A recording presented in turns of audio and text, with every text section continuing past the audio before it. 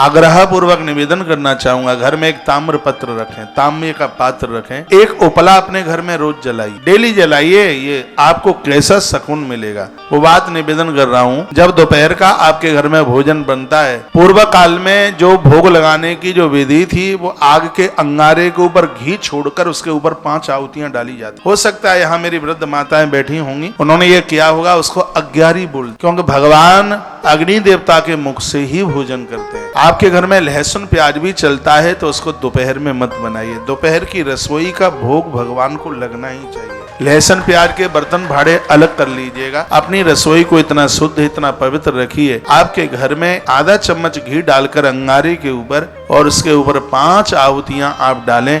भगवान का मीठे का भोग लगता है। थोड़ा भले ही इतना बनाएं, आप अपनी रसोई में थोड़ा सा मीठा दोपहर के समय में आप जरूर बनाएं। इससे आप अपने घर की बरकत देखेंगे। आपके घर में धन और धर्म की कमी नहीं आएगी। और ये सब चीजें हमने अपने ग्रंथों में पढ़ रखी हैं, इसलिए हम आपको निवेदन कर रहे हैं। आपके घर से दही, मट्ठा और दूध भले ही 100 ग्राम मिले पर मिले।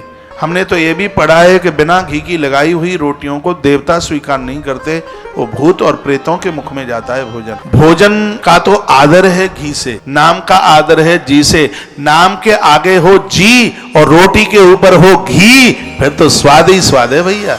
हाँ, नाम के आगे जी और रोटी के ऊपर घी। देसी घी कभी कोई नुकसान नहीं करता। दूध लाइए, अपनी रसोई में निकालिए, मक्खन घी निकालिए और अंगारा जलाकर उसके ऊपर आप आहुति डालिए। कुछ ही समय में आप देखेंगे आपके पूर्वज कितने संतुष्ट होंगे, कितने प्रसन्न होंगे। तो ये दोपहर की जो रसोई है, इसको एक विधिवत, इसको देखो, आप गृहिणी हैं, आप माँ हैं, आप बहन हैं, और ये है धरती आपके कंधे के ऊपर टिकी हुई है। तो ये आप करेंगे तो अच्छा लगेगा। इसी के लिए हम गौवंश के लिए बड़ा जोर दे रहे हैं कि एक बार पुनः वो युग लौट करके आवे, सबके लिए गौ दुग्ध उपलब्ध हो। और शब्द कभी मरता नहीं है।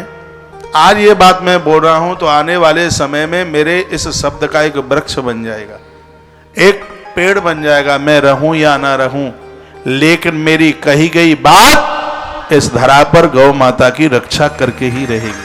यह मुझे विश्वास है इस बात के लिए। घर की पहली रोटी गौ माता को आप निकाला करें।